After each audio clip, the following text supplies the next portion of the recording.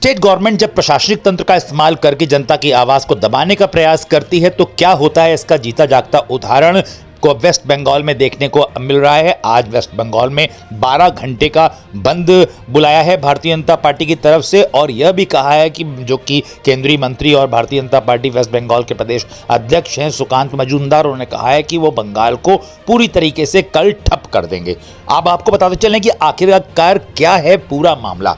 बीते मंगलवार को, यानी कि कल की बात कर रहा हूं, कल वहां पे छात्रों ने नबन्ना तक मार्च करने, शांतिपूर्वक मार्च करने का ऐलान किया था और नबन्ना वहां के राज्य सचिवालय को बोलते हैं और छात्रों के साथ डॉक्टर, वकील और उसके बाद राज्य सरकार के कर्मचारी भी उसमें शामिल थे और उन सब लोगों ने प्रदर्शन किया और उन प्रदर्शनकारियों के ऊपर पुलिस ने लाठीचार्ज, आंसू गैस के गोले और पानी की धार छोड़ी। काफ़ी लोग घायल हुए, तकरीबन 160 प्रदर्शनकारी घायल हुए और कई लोगों को वहां पे अरेस्ट कर लिया गया। काफ़ी बड़ी तादाद में, हज़ारों की संख्या में लोग वहां पे मौजूद थे। उसके बाद भारतीय जनता पार्टी ने आज बंगाल बंद का ऐलान किया, 12 घंटे का बंगाल बंद का ऐलान किया। लेकिन कल ममता बनर्जी ने यह कहा था अनाउंस करके कि कोई हड़ताल नहीं होगी। अगर कोई राज्य कर्मचारी अपने ऑफिस में टाइम से नहीं आता है तो उसके ऊपर अनुशासनात्मक कार्रवाई करी जाएगी। लेकिन उसके बावजूद आज यहाँ पे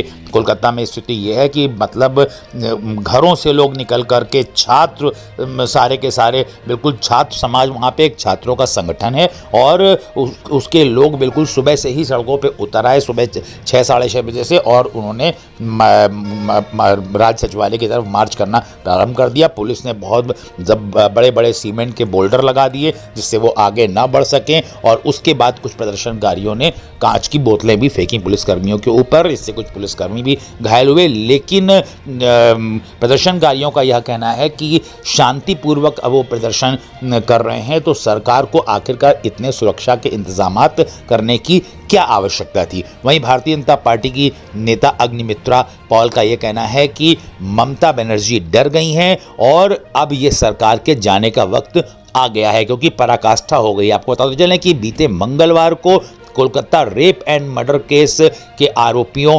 को जल्द से जल्द सजा दिलाने के लिए प्रदर्शनकारी प्रदर्शन कर रहे थे और उसमें उनकी ये नाराज़गी थी कि वहाँ पे जिस जगह पे ये घटना बताई जा रही है उस जगह पे साक्ष्य मिटाने का पूरी तरीके से प्रयास किया गया। आखिरकार राज्य सरकार अपराधियों को सजा दिलाने के लिए प्रयासरत है या अपराधियों को बचाने के लिए प्रयासरत है। और जनता का ये भी कहना था कि अगर सीबीआई ने हस्तक्षेप न किया होता तो अभी तक मामले को ये बिल्कुल समाप्त कर देते। इस तरह की रेप बराबर वेस्ट बंगाल के अंदर हो रहे हैं, लेकिन Kolkata rape and murder case काफ़ी ज़्यादा हाईलाइट हो गया और इसी के चलते सभी लोग सड़कों पर आ गए हैं। उन्होंने कहा कि महिला सुरक्षा की उन्होंने मांग करी और उसके बाद अधीर रंजन चौधरी ने भी कहा कि अगर छात्र प्रदर्शन कर रहे थे तो उनको इतनी बड़ी अरेस्टिंग करने की क्या ज़रूरत थी, इतना ज़्यादा पुलिस बल इस्तेमाल करने की क्या ज़रूरत थी, उनके ऊपर आंसू गैस से गोले छोड़ने की क्या ज़रूरत थी। उसमें माताएँ भी थीं, बहनें भी थीं,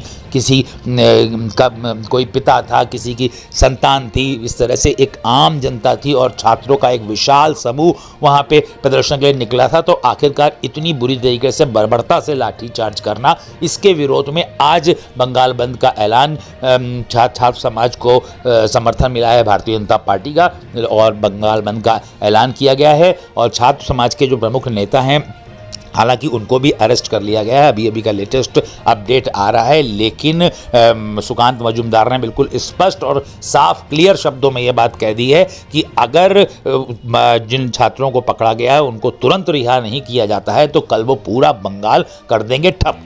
अब देखते हैं इसमें ममता बनर्जी अपनी एडमिनिस्ट्रेटिव ताकतें लगाकर किस हद तक इसको रोक पाएंगी। लेकिन ये तो बिल्कुल तय है कि ये लोग ममता बनर्जी के इस्तीफे की भी मांग कर रहे हैं। इसकी भी मांग मुखर होकर के सामने आ गई है। छात्र संगठन बिल्कुल सड़क पे दिखाई पड़ रहे हैं, बिल्कुल वहाँ पे हर छात्र संगठनों के साथ साथ भारतीय जनता पार्टी के लोग भी आज शामिल हैं बंगाल बंद में। उसके साथ ही साथ आम जनता भी उसमें शामिल हो गई है। इवन राज्य कर्मचारियों ने भी कहा था इसको सपोर्ट करने गए, लेकिन उसके बाद ममता बनर्जी की काफ़ी स्ट्रिक्ट वार्निंग राज्य कर्मचारियों के लिए आई, तो उसके बाद उनका सहयोग तो कम देखने को मिला, लेकिन वहाँ पे महिला सुरक्षा की मांग आम जनमानस करता हुआ बिल्कुल क्लियर दिखाई दे रहा है और पुलिस बर्बरता से उनको रोकने का प्रयास कर रही है, जबकि इसकी कोई आवश्यकता नहीं थी। शांतिपूर्वक निकाले जाने वाले मार्च पर सरकार इतनी डरी हुई क्यों है?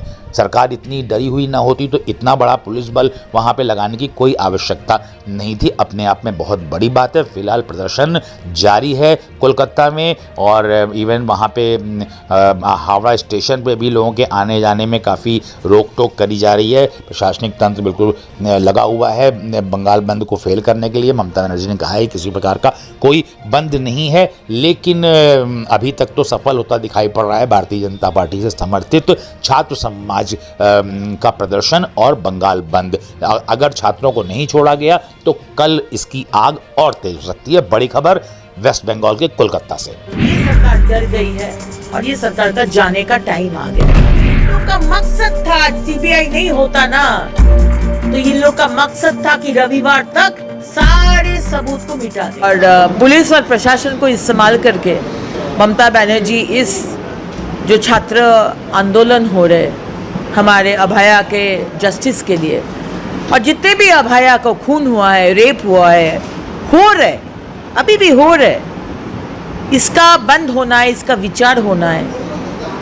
इससे ये मूवमेंट से ममता बनर्जी डर गई है, ये पूरा साफ है। क्योंकि अगर नहीं डरती तो इतना जल कमान, टीयर गैस, लाठी चार्ज, कंटेनर लगा देना, रास्तों को रास्ता में खुदाई करके सीमेंट देकर पूरा बैरिकेड किया है, इतना डर, और वो भी छात्र संगठन टूट कर आगे निकल गया। सलूट बोलते हैं हम, कुर्निश बोलते हैं।